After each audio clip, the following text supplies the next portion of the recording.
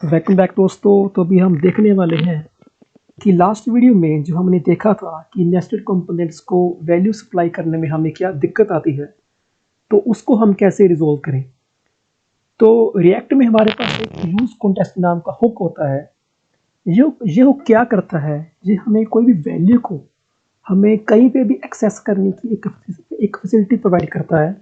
मतलब इस केस में क्या है कि अगर हमारे पास अगर होम में कोई वेरिएबल है, तो उसकी वैल्यू हम बिना ए और बी कंपोनेंट को प्रोवाइड करें, हम सीधा सी कंपोनेंट को प्रोवाइड करेंगे। तो आइए देखते हैं कि इसको कैसे यूज करते हैं। तो हम क्या करेंगे, होम कंपोनेंट के अंदर हम सबसे पहले तो कॉन्टेक्स्ट को हम कॉल करेंगे। तो उसके लिए हम सबसे पहले क्रिएट कॉन्टेक्स्ट नाम की एक जो एपीआई है रिएक्ट की, उसको हम इंपोर्ट कर लेंगे। और क्रिएट कॉन्टेक्स्ट के नाम को हम जो फंक्शन आया है अभी हम इसको कॉल करेंगे। तो ये हमें एक कॉन्टेक्स्ट प्रोवाइड करता है। तो उसके लिए हमें इसको कोई नाम देना होगा। कॉन्स्ट लेट से हम इसको नाम देते हैं टेक्स्ट वैल्यू कॉन्टेक्स्ट। इसको हमने अभी ये नाम दे दिया है। तो इस टेक्स्ट वैल्यू कॉन्टेक्स्ट को हमें अभी एक्सपोर्ट करना है। वो मैं आपको बाद में भी बताऊंगा कि हमें इसको क्यों एक्सपोर्ट करना है। तो एक बात यहाँ पर और भी है कि मैं इसको इस फंक्शन के अंदर नहीं डाल सकता। अगर मैं इसको इसके अंदर डालूंगा तो ये मुझे एरर देगा। ये कहेगा कि एक्सपोर्ट का हम जो कीवर्ड है हम यहाँ पर यूज़ नहीं कर सकते। तो इसके लिए हमें इसको इस फंक्शन के बाहर डालना पड़ेगा। तो अभी हम आगे चलते हैं। तो अभी हम इसको यूज़ कैसे करेंगे। तो सबसे पहले जो हमारा ये कॉन्टेक्स्ट हमारा जो क्रिएट हुआ है, हम इसको पहले क्या करेंगे, हम अपना जो सारा कोड ब्लॉक है होम कंपोनेंट का, हम इसको इसके अंदर इनकैप्सुलेट करेंगे।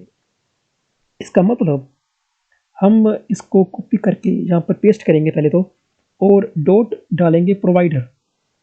ये ये इसका सिंटैक्स है। तो हमारा सारा का सारा कोड ब्लॉक इस अपने टैग के अंदर इनक्लोज्ड हो जाएगा इस तरह से। और जो हमारी वैल्यू है, जो हमने इस कॉन्टेक्स्ट को जो हमने वैल्यू सप्लाई करनी है, वो हम इस यहाँ पर वैल्यू की एक प्रॉपर्टी प्रोवाइड करते हैं। तो उसके अंदर हम एक ऑब्जेक्ट लेंगे और लेट्स से हम डेटा वेरिएबल डेटा नाम के एक नाम यूज़ कर लेते हैं वेरिएबल का। और इसको हम ये टेक्स्ट वैल्यू जो हमने डिक्लेयर किया है ऊपर नेम, ये इसको प्रोवाइड कर देंगे। तो उससे क्या हुआ कि टेक्स्ट वैल्यू को टेक्स्ट जो हमने क्रिएट किया है इसके अंदर ये टेक्स्ट वैल्यू जाके सेव हो गया है। तो अभी हम इसको कहीं पे भी यूज़ कर सकते हैं अपनी रिएक्ट एप्लीकेशन के अंदर।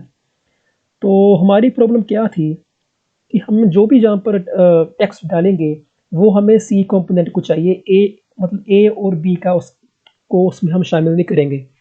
तो डायरेक्ट सी को वो वैल्यू प्रोवाइड करने के लिए हम डायरेक्ट सी में जाएंगे। सी में जाकर इसका जो सिंटैक्स है, सबसे पहले हमें इसको इंपोर्ट करना पड़ेगा अपने अपने कॉन्टेक्स्ट को। तो उसका नेम हम पहले तो कॉपी कर लेते हैं यहाँ से, टेक्स्ट वैल्यू कॉन्टेक्स्ट यहाँ पर डालते हैं अभी।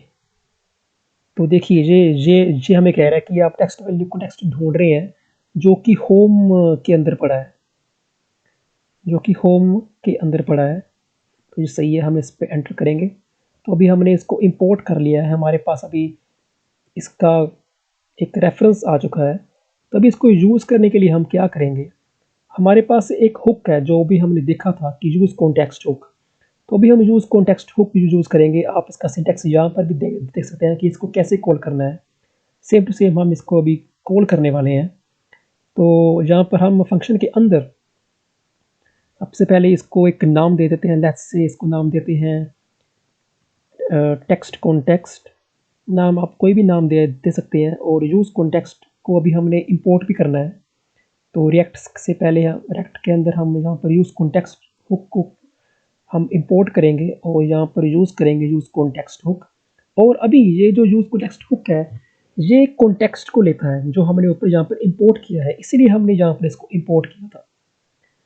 तो अभी मैंने आपको बताया था कि हमने होम कंपोनेंट के अंदर हमने अपने कॉन्टेक्स्ट को एक्सपोर्ट किया था।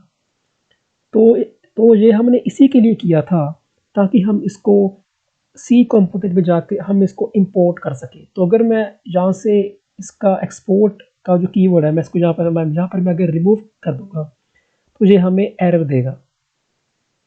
देखिए ये कह रहा है कि जो आप टेक्स्ट वैल्यू कॉन्टेक्स्ट जो आप इंपोर्ट करने जा रहे हो वो एक्सपोर्टेड ही नहीं हुआ है, वो नोट फाउंड है। देखिए was not found in home component. तो इसी के लिए हमें ये होम कंपोनेंट में हमें इसको एक्सपोर्ट करना पड़ता है और इसको एक्सपोर्ट करने के लिए हमें इसको इस फंक्शन के बाहर लिखना पड़ेगा, क्योंकि ये जो फंक्शन है ये खुद एक्सपोर्ट हो रहा है। तो इसके अलावा हमने इसको एक्सपोर्ट करना है, तो ये हमारा वर्चुअल रीज़न था। तो अभी हम आगे बढ़ते हैं अपने नेस्टेड सी कंपोनेंट में। तो अभी हमने इसको गेट कर लिया है हमारे कॉन्टेक्स्ट को, तो अभी हम इसको रीड करेंगे।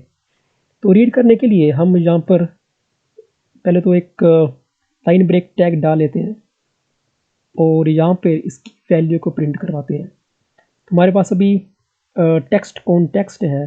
तो अभी आपको याद होगा अभी हमने इसको डेटा नाम के वेरिएबल के अंदर हमने वैल्यू सप्लाई की थी। तो सिमिलरली हम यहाँ पर डेटा लिखेंगे और इसको सेव करेंगे। वापस कोड में चलते हैं तो आपको दिखाते हैं। इसको रिफ्रेश करते हैं, यहाँ पर टेस्ट डाला तो आप देखेंगे दोस्तों कि यहाँ होम में तो इसकी वैल्यू आ रही है और साथ में सी कंपोनेंट में भी इसकी वैल्यू प्रिंट हो रही है और हमने बिना कोई वैल्यू ए और बी को प्रोवाइड किए हमने सीधा सी की वैल्यू सप्लाई की है। तो ये दोस्तों एक वे है।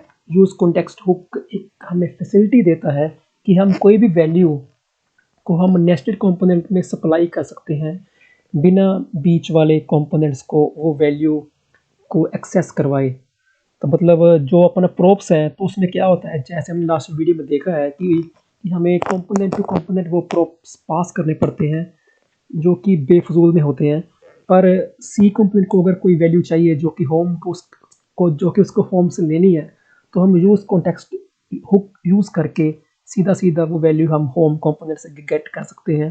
होम कंपोनेंट के अंदर हमने क्रिएट कॉन्टेक्स्ट की एपीआई को यूज़ किया और इसको यूज़ करके हमने इसको अपने सारे कोड ब्लॉक को इनकैप्सुलेट किया और वैल्यू के अंदर हमने वो डेटा डाल दिया और फिर नेस्टेड सी के अंदर हमने जाके अपने कॉन्टेक्स्ट को कॉल किया और उसकी वैल्यू को हमने डॉट डेटा करके गेट कर लिया। तो ये था हमारा वीडियो यूज़ कॉन्टेक्स्ट हुक के ऊपर।